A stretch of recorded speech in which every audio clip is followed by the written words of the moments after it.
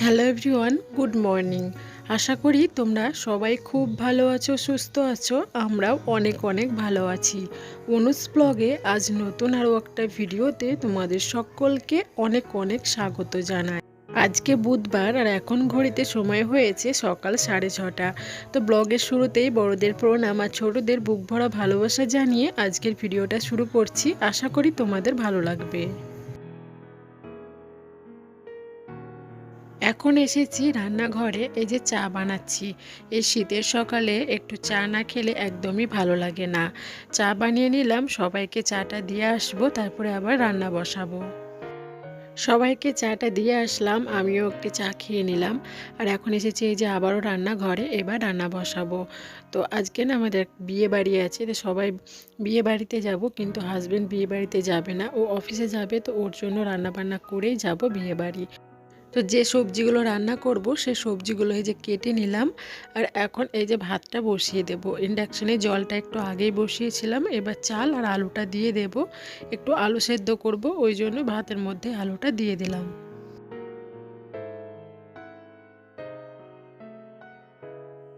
মেয়ে অনেকক্ষণ আগে ঘুম থেকে উঠে গেছে, ওকে ফ্রেশ করিয়ে দিয়েছি, একটু জলও খাইয়ে দিয়েছি। তো এখন এই যে মামামের জন্য খিচুড়ি বসাবো। তো সব রকমের সবজি নিয়েছি আর সুন্দরভাবে ধুয়ে নিয়েছি। আর আজকে খিচুড়িটা আমি ঘরের চাল দিয়েই করব, আর সেই সঙ্গে কালো কলাইয়ের ডাল দিয়েই আমি খিচুড়িটা বানাবো। তো মামামের জন্য এবার খিচুড়িটা বসিয়ে দেব। চাল আর ডালটা একসঙ্গেই ধুয়ে নিয়েছি আর খিচুড়িটাও বসিয়ে দিলাম। তো একদিকে হচ্ছে ভাত আর একদিকে হচ্ছে খিচুড়ি। তো আজকে একটু আলু পোস্ত বানাবো। তো এই যে পোস্তটা এখন বেটে নিচ্ছি। যেদিন কোথাও যাওয়ার থাকে সেদিন মনে করি যে একটু তাড়াতাড়ি ঘুম থেকে উঠবো, কিন্তু দেরি হয়ে যায়। আর এই শীতের সকালে একদমই না সকাল সকাল ঘুম থেকে উঠতে পারছি না। আর এখন এত পরিমাণে কুয়াশা আসছে আর শীত, আর সকালবেলায় এত শীত করছে যে সকাল সকাল ঘুম থেকে উঠতেই পারছি না। তো আজকে একটু দেরি হয়ে গেছে ঘুম থেকে উঠতে। আর ঘুম থেকে উঠে উঠে একদম সকালের সব কাজকর্ম শাশুড়ি মা আর আমি দুজনে মিলে সেরে ফেলেছি, কারণ ওই যে একটা জায়গায় যাব, একটু তাড়াতাড়ি যাব, ওই জন্য। যতই দেরি করে ঘুম থেকে উঠি না কেন, সংসারের কাজকর্মে কোনো ছাড় নেই। এটা প্রত্যেক দিনের কাজ আর প্রত্যেক দিনেই করতে হয়। আর কাজগুলো করতে কোনো বিরক্তও লাগে না। সকাল সকাল সব কাজকর্ম সেরে নিয়েছি। আর মামাও তো ঘুম থেকে উঠে গেছে, ওর জন্য খিচুড়িটা বসিয়ে দিয়েছি, ওকে খাইয়ে দেব। আর আমার শাশুড়ি মা আর আমি দুজনে মিলে কাজগুলো একদম ঝটপট করে নিয়েছি। আর এখন আমি এই যে রান্নাটা করে নিচ্ছি। তো এখন আমি আলু পোস্ত বানাচ্ছি। একদিকে আমি আলু পোস্ত বানাচ্ছি আর একদিকে আমার মেয়ে আমাকে পেছন দিক থেকে মা মা করছে।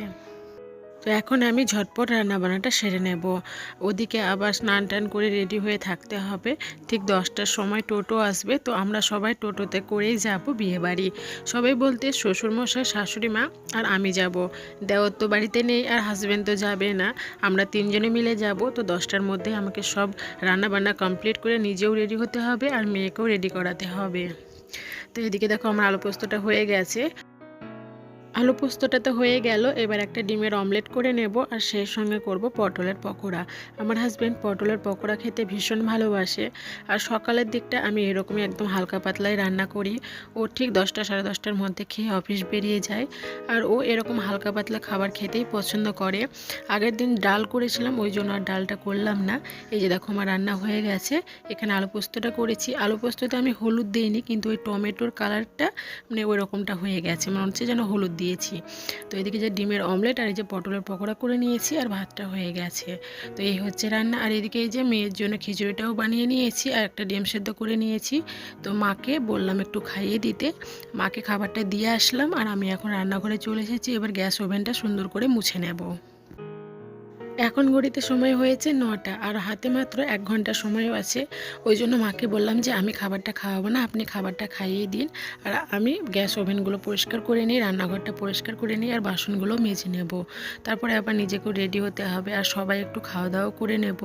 আমি একটু খিচুড়িটা বেশি করে করেছিলাম, সবাই একটু খিচুড়িটা খাবো বলে। তো সবাই একটু হালকা পাতলা খাওয়া দাওয়া করেই বেরোবো।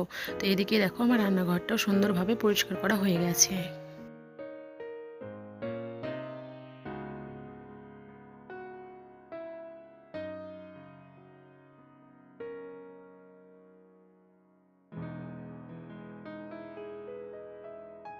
তো তো তারপরে এই যে দেখো আমি রেডি হয়ে গেছি, মাঝখানে অনেকটা সময় চলে গেছে, মামামকে রেডি করেছি। এই যে আমি এখন রেডি হয়েছি আর এখন বিয়েবাড়ি চলেও এসেছি, অনেকক্ষণই হয়েছে এসেছি।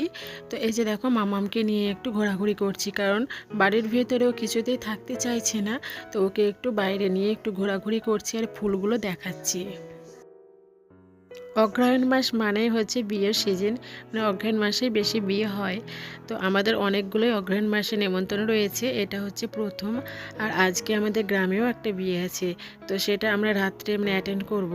আর দিনের বেলাতে এখানে এসেছি, আমাদের বাড়ি থেকে বেশ কিছুটা দূরে এটা এখানে আমরা টোটোতে এসেছি, টোটো ভাড়া করে।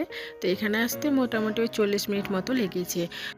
তো তারপরে দেখো নতুন বউয়ের সঙ্গে একটু ছবিও তুলে নিলাম, ওনারা ক্যামেরায় মানে ছবি তুলছিল, তো আমিও একটু ফোনে ছবি তুলে নিলাম। আর এখানে দেখো এই মিকি মাউসগুলো দেখে আমার মাম্মাম এত ভয়ে মানে ভয় পাচ্ছে, ও তো কান্নাই থামাতে পারছিলাম না, এত পরিমাণে কান্না করছিল এই মিকি মাউসগুলো দেখে। অবশ্যই এগুলো কোনোদিন আগে দেখেনি, ওই ফোনেই দেখেছে, সত্যি চোখে দেখেনি। তো এগুলো দেখে প্রচণ্ড কান্না করছিল, ওকে সামলানোই মানে হয়ে যাচ্ছিলো, সামলাতেই পারছিলাম না। আর বিয়ে বাড়িতে তো থাকতেই পারছিলাম না ওকে নিয়ে, এই জন্য এই মিকি মাউসগুলো ছিল, ওই জন্য ওকে বিয়ে বাড়িতে নিয়ে থাকতেই পারছিলাম না, একটু বাইরের দিকে চলে এসেছিলাম। তো যখন বাইরের দিকে আসলাম ভাবলাম একটু ফুচকা খেয়ে নিই, ফুচকা স্টল ছিল, তারপরে কফি ছিল, তো কফিটা খেলাম না, আইসক্রিমও খেলাম না, শীতের সময় ঠান্ডা, আর এমনিতে ঠান্ডা লেগে গেছে, তো একটু ফুচকা খেয়ে নিলাম। আর এখানে দেখো মামামকে আমার শাশুড়িমা একটু ফুল নিয়ে দিয়েছে, কারণ প্রচণ্ডই কান্না করছিল, ওকে থামাতেই পারছিলাম না, ওই জন্য। তারপরে মা আর বাবাকে বললাম একটু পাশাপাশি এখানে দাঁড়ান, কারণ এখানে ফুলগুলো রয়েছে, তো ভাবলাম একটা ছবি তুলি। তো মা আর বাবাকে নিয়ে আর সঙ্গে একটা মেয়েও ছিল আমার, নিয়ে ছবি তুলে নিলাম। তো এবার আমরা বাড়ি ফিরবো, খাওয়া দাওয়া হয়ে গেছে, একটু বাড়ির সবার সঙ্গে দেখা করে এবার বাড়ি ফিরবো।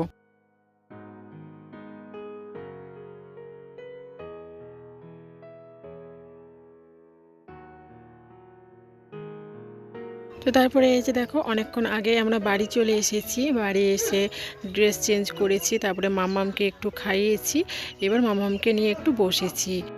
তো চলো বন্ধুরা, আজকের মতো ভিডিওটা এখানে শেষ করলাম। তোমরা সবাই খুব ভালো থেকো, সুস্থ থেকো, সাবধানে থেকো। দেখা হবে নেক্সট কোনো একটা ভ্লগে।